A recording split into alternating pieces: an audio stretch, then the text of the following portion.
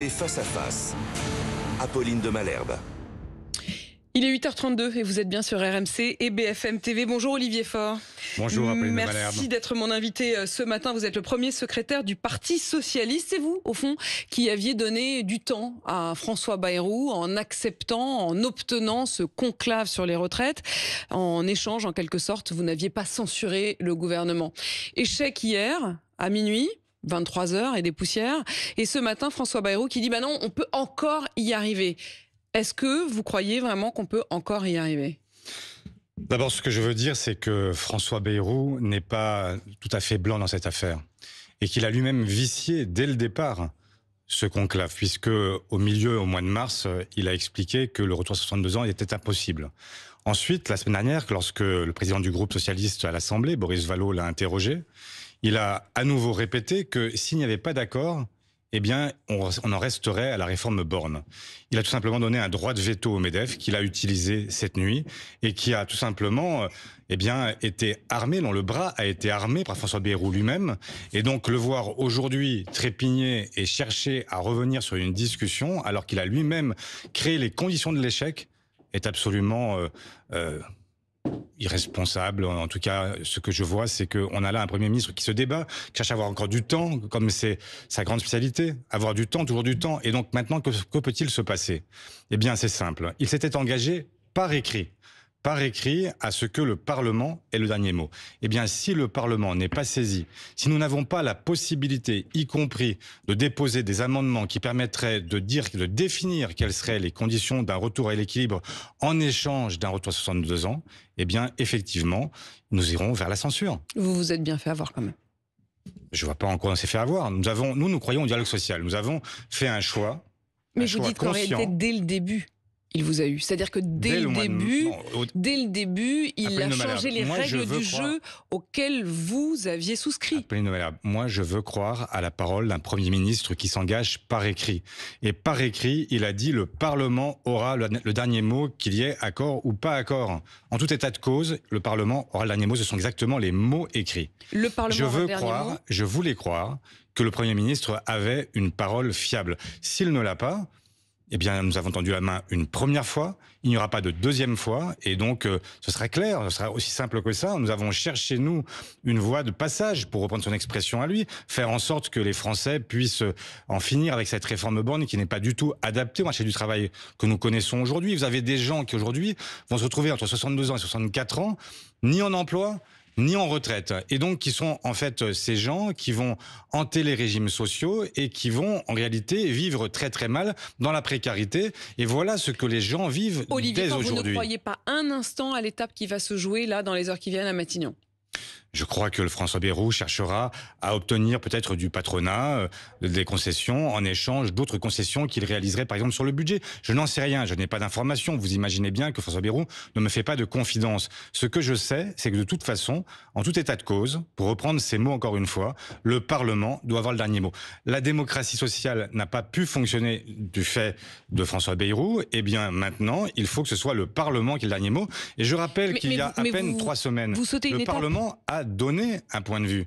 Il s'est exprimé et très largement en disant qu'il souhaitait, c'était une résolution déposée par le groupe GDR, et le Parlement a dit qu'il souhaitait un retour à 62 ans. C'était la première fois qu'il s'exprimait depuis 3 ans. Et ça a été voté. Mais vous sautez une étape quand même. C'est-à-dire qu'en effet, hier soir, les partenaires sociaux actent l'échec du conclave, mais ce matin, à 7h, François Bayrou dit « Au fond, il y a encore une voie de passage. » Les différents syndicats, d'ailleurs, acceptent de s'y rendre. Alors, en considérant qu'ils y vont pour acter de l'échec, hein, c'est ce que dit Marie-Lise Léon. Marie-Lise Léon ce matin qui dit ce n'est pas une nouvelle négociation, c'est simplement une explication.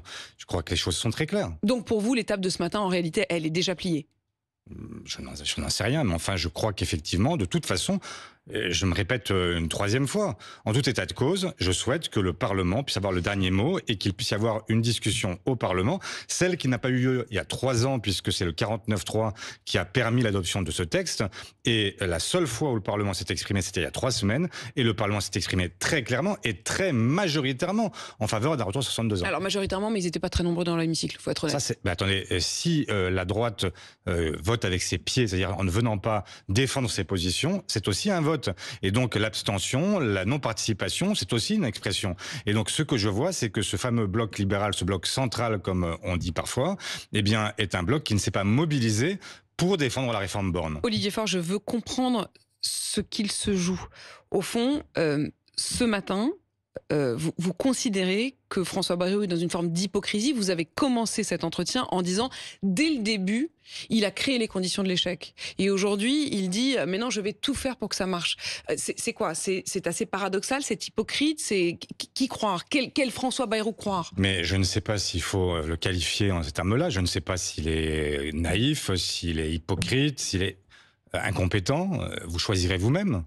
C'est pas à moi de le dire, simplement je constate un résultat et je vois ce qui a été la chronologie des faits. Et la chronologie, c'est que d'abord il prend les engagements par oral, puis par écrit, et qu'ensuite il ne s'y tient pas, et que malheureusement il arme le MEDEF en lui permettant d'avoir finalement ce droit de veto, puisqu'il leur dit, au fond, bloquez tout. Si vous bloquez tout, vous en resterez à cette réforme que vous avez tellement voulu, la réforme Borne. Olivier Faure, vous dites, ma réponse, c'est que je demande au Premier ministre de permettre aux parlementaires de s'en saisir. Absolument. Mais ça veut dire que vous ne brandissez pas, à ce stade, la menace de la censure. Si, je dis que si nous n'avons pas, et là aussi je veux être très clair. Il y a encore une option, il y a encore une possibilité. Ben, si le Parlement est saisi et qu'il a la possibilité, je ne veux pas entrer dans la technique parlementaire. Allez-y, franchement, tout le monde a bien compris maintenant comment ça fonctionnait. Et on est dans ce moment où c'est vous, les députés aussi, qui avez la main. Eh bien, je souhaite que le Parlement soit saisi de la réforme des retraites. Je souhaite que les parlementaires puissent déposer des amendements sans être contredits par la présidente de l'Assemblée.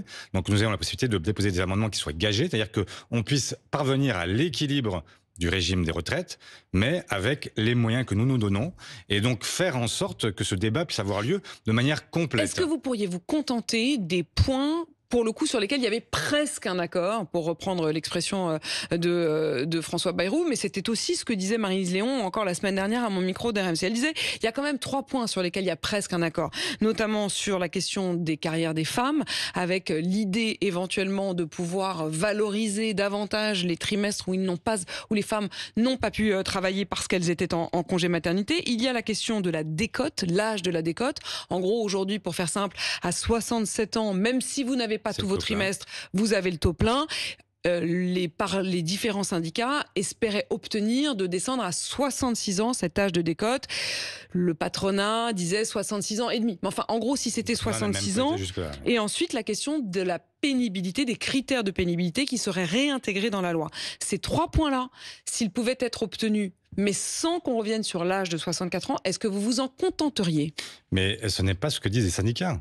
J'ai écouté ce matin à la fois la CFE-CGC et la CFDT. Que disent-ils? Ils disent qu'ils n'ont jamais acté le fait de maintenir 64 ans. C'était une discussion qui était une discussion limitée du fait du Premier ministre, du fait du MEDEF, mais si le Parlement doit reprendre le contrôle de ce texte, il doit pouvoir le reprendre dans son intégralité et donc exprimer pour la deuxième fois, puisqu'il y a eu cette résolution dont j'ai parlé, s'exprimer et dire clairement quels sont les équilibres auxquels il entend parvenir pour permettre à la fois de sauver le système de retraite, et c'est possible évidemment, mais c'est possible dans des conditions qui ne sont pas celles fixées par le MEDEF. Je ne vois pas pourquoi il faudrait faire le cadeau au MEDEF d'une négociation qu'il a lui-même sabotée, et ne pas écouter ce que nous disent les Français très majoritairement. Parce que sur cette question, le gouvernement comme le patronat ont espéré que l'opinion finalement finirait par s'habituer et se dire que c'est pas si grave, etc.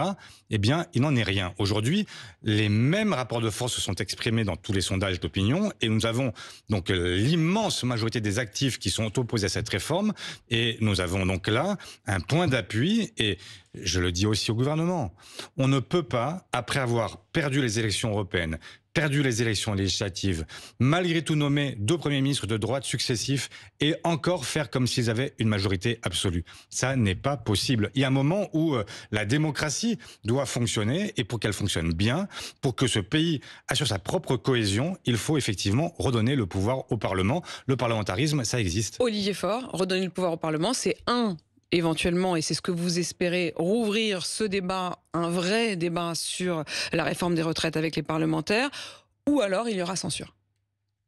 Voilà. C'est assez simple et c'est exactement l'engagement qu'avait pris François Bayrou devant nous par écrit. Cette censure, est-ce que le Parti socialiste pourrait en prendre l'initiative? Bien sûr. Vous prendriez l'initiative, ce ne serait Nous pas sommes pour même les voter seuls à la pouvoir le faire. censure d'un autre. Mais nous sommes même les seuls à pouvoir le faire parce que nous sommes les seuls à avoir conservé un droit de tirage pour déposer une motion de censure. Ça n'est plus possible pour les Insoumis et les autres groupes ne seront pas assez nombreux pour déposer. Bilan des combines du PS pour sauver Bayrou, ce sont les mots immédiats de Jean-Luc Mélenchon hier soir. En gros, à 23h05, on a appris que le conclave était en échec. Et à 23h07, Jean-Luc Mélenchon dégainait son tweet. Ça vous fait sourire? Vous imaginez qu'il était dans les starting blocks, quoi. Je ne l'imagine plus. C'est-à-dire quoi, vous ne l'imaginez plus? Ça veut dire que ça m'est égal. En fait, c'est complètement indifférent. Je ne me détermine pas par rapport à Jean-Luc Mélenchon. Jean-Luc Mélenchon fait ce qu'il veut, je fais ce que je veux, et je me détermine par rapport à ce que les socialistes ont à faire et à dire. Et, en tout cas, il vous a immédiatement pointé du doigt. Je cite donc Jean-Luc Mélenchon. Bilan des combines du PS pour sauver Bayrou avec un pacte de non-censure qui a détruit le NFP. Au passage, vous avez donc effectivement sauvé Bayrou, 2, détruit le nouveau Front populaire, un budget pire que le précédent, une mascarade sans aucun résultat sur la retraite à 64 ans. LFI a tenu bon et avec raison une fois de plus. Maintenant, le PS, ajoute Jean-Luc Mélenchon, le PS doit assumer cet échec et ses dégâts.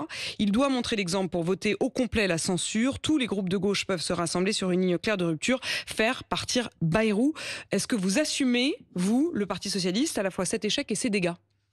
Mais j'assume parfaitement ce que nous avons entrepris depuis 4 mois. Nous avons cherché à trouver une solution pour que les Françaises et les Français puissent en finir avec les dégâts provoqués par la réforme Borne. Et donc nous avons cherché à chaque moment, non pas simplement le chaos, non pas simplement à ouvrir une crise politique plus importante que celle qu'on connaît déjà, mais à chercher une solution. Et donc, de tout cela, je me flatte et je considère que nous avons été responsables. Maintenant, nous sommes arrivés à un résultat à l'issue de cette négociation et je prends acte de ce qui n'est pas intervenu et donc je prends aussi ma responsabilité. Il vous lâche pas, Jean-Luc Mélenchon. Mais ça m'est complètement indifférent. Franchement, mais vraiment, ça vous est indifférent? Oui, ça m'indiffère. Moi, je vous crois pas. Eh ben, écoutez, ça... Je ne vous crois pas mais une ça seule seconde. Ça vous indiffère? Oui, parce qu'on ne s'est jamais déterminé par rapport à lui. Quand il nous a hurlé dessus au moment où nous n'avons pas censuré, nous avons accordé un sursis probatoire à François Bayrou, il a hurlé et tout s'est bien passé. On a continué notre chemin. Nous allons continuer notre chemin. Nous n'avons pas besoin des injonctions permanentes de celui qui considère qu'il est le dirigeant naturel de toute la gauche. Il n'est pas le dirigeant naturel de toute la gauche. Il est en fait le leader des Insoumis et à ce titre-là, il est normal qu'il parle. Et il n'est pas le leader des socialistes, des écologistes, des communistes, des ex-insoumis. Nous avons notre propre voie, notre propre liberté. Passage, vous alliez dire. Passage, effectivement, et nous allons continuer à vivre sans avoir besoin de ces admonestations. J'ai pas hyper bien compris finalement si vous feriez un jour alliance avec lui ou plus jamais ou peut-être ou selon vos besoins. Mais j'ai été là aussi très clair, et à votre micro aussi. Je vous ai dit qu'il n'y aurait pas d'accord national au municipal, qu'il n'y aurait pas d'accord avec lui sur la présidentielle, et que nous n'aurons pas de candidat commun entre LFI et le reste de la gauche. On ne peut pas faire plus clair. Il manque une élection. Il en manque plein. Il manque les sénatoriales, il manque les régionales, il manque les législatives. Mais écoutez, là aussi, je suis très clair. Moi, ce que j'ai toujours posé comme principe, c'est que nous ne laisseront jamais aucun espoir à l'extrême droite et que s'il y avait demain une menace d'extrême droite qui pourrait conquérir... on verra bien. Là, vous faites, c'est de la rhétorique. Vous savez bien qu'il y aura une menace. Mais c'est pas de la rhétorique. S'il y a un risque réel. Vous pensez que d'ici 2 ans, il y aura aucun sondage qui dise que le RN peut accéder au pouvoir? Mais il peut y avoir un accord défensif, éventuellement, si l'extrême droite était amenée à l'emporter. Je ne veux pas prendre ma responsabilité. En fait, vous êtes en train de nous dire ce matin, Olivier Faure, qu'il y aura un accord PS-LFI pour les législatives. Non, j'ai pas dit ça. J'ai dit que je ferai toujours... si le RN Non, je n'ai rien dit de la sorte. J'ai dit que je n'en sais rien. J'ai dit simplement que je ferai toujours tout. Je ne me pardonnerai jamais d'avoir moi-même été indirectement celui qui a permis l'arrivée de l'extrême droite au pouvoir. Vous imaginez aujourd'hui ce que serait ce pays dans un monde qui est déjà un monde très instable si on avait en plus Marine Le Pen ou Jordan Bardella à Matignon. De cela, je ne veux pas et pour cette raison-là, je me battrai de toutes mes forces, toute ma vie pour empêcher l'extrême droite de l'emporter. Après, quelles seront les conditions qui permettront de l'éviter? Je n'en sais rien et donc je ne veux pas faire de la politique fiction. Nous verrons bien. Vous l'avez vu, Raphaël Glucksmann qui se lance hier, qui lance son programme. Il dit d'ailleurs, on n'est pas dans une course à qui est le plus à gauche. Est-ce qu'il pourrait être votre candidat? Ni une course de qui est plus à gauche, ni qui est plus à droite. Moi, je trouve qu'il y a beaucoup de chefs à plumes pour peu d'Indiens. Et donc, il va falloir à un moment qu'on se mette d'accord sur le processus qui conduit à ce que nous ayons un candidat commun à cette gauche qui va, pour moi, de Raphaël Glucksmann jusqu'à François Ruffin, et que cet espace-là soit incarné, le moment venu, par l'un ou l'autre, et que nous puissions choisir celui qui est capable de rassembler cet espace-là. Et vous avez prévenu Raphaël Glucksmann qu'il lançait son propre chemin, en quelque sorte, justement? Oui, bien sûr, nous parlons, bien sûr. Et vous ne vous y êtes pas opposé? Mais je n'ai pas à m'opposer, c'est un chef de parti. Mais si chacun effectivement lance sa propre campagne... C'est la raison pour laquelle je vous dis ce matin que je trouve qu'il y a aujourd'hui beaucoup de gens qui se lancent à gauche. On pourrait les énumérer. Il y a Jérôme Gage encore cette semaine, il y a Bernard Cazeneuve, Raphaël Glucksmann François Ruffin... vous pouvez rajouter François Hollande, vous pouvez rajouter Karim Bouamran, Carole Delga, pour Clémentine Autain, François Ruffin. En fait, quasiment tous les adhérents au PS sont candidats. Là, je n'ai pas cité que des adhérents du PS. Non, mais il y en a quand même une bonne partie. La réalité, c'est que vous avez effectivement une forme de folie qui s'est emparée de tout le monde, comme s'il y avait pour la gauche aujourd'hui une espèce de route déjà tracée qui conduisait tout naturellement à l'Élysée. Ça n'est pas le cas. Et donc, c'est la raison pour laquelle je plaide depuis très longtemps, et vous pouvez m'en accorder le bénéfice, c'est que je plaide depuis toujours pour qu'il y ait un accord qui permette d'avoir un candidat commun à cette gauche, à ce périmètre-là de cette gauche réformiste, qui permettent d'accéder au second tour et de battre l'extrême droite au second. Vous n'avez pas renoncé vous-même d'ailleurs complètement. Mais je ne parle pas de ça. Ce que je dis, c'est que nous avons toutes et tous besoin d'une seule chose, c'est d'abord de se mettre d'accord sur une plateforme commune qui permette de s'accorder sur ce que nous ferions ensemble pendant les 5 années pendant lesquelles nous gouvernerions ensemble, et que nous aurons ensuite, après cette plateforme, besoin de décider quel est le processus, le mode d'emploi qui conduit à ce candidat ou cette candidate commun ou commune. Olivier Faure, l'autre information de la nuit, c'est ce cessez-le-feu qui, semble-t-il, a été accepté par les deux parties, l'Iran et Israël. Merci les États-Unis. Ce serait un peu exagéré. Nous avons là connu une escalade incroyable en quelques jours, avec une conséquence que personne ne mesure encore, qui est à la fois la déstabilisation de la région, mais il y a aussi un autre dommage collatéral, si je peux m'exprimer ainsi, c'est le droit international. Comment expliquerons-nous demain aux Chinois s'ils envahissent Taïwan que le droit international a été violé?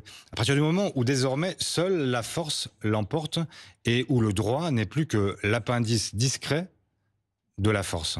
Vous parlez d'Israël, mais aussi de l'Iran, qui n'a pas respecté non plus le traité... Je parle de toutes celles et ceux qui, aujourd'hui, ne respectent pas le droit international et avec une intervention, celle d'Israël, celle des États-Unis, qui ont fait fi à la fois de leur droit interne pour les États-Unis et du droit international pour les États-Unis comme pour Israël. Et donc nous sommes dans une situation où effectivement nous avons aujourd'hui un exemple donné qui va résonner à travers le monde et qui va malheureusement avoir des conséquences dont nous ne mesurons pas encore l'ampleur. Est-ce que vous avez compris la position française ? Vous l'avez comprise, vous? Pas totalement. Eh moi non plus. Vous non plus.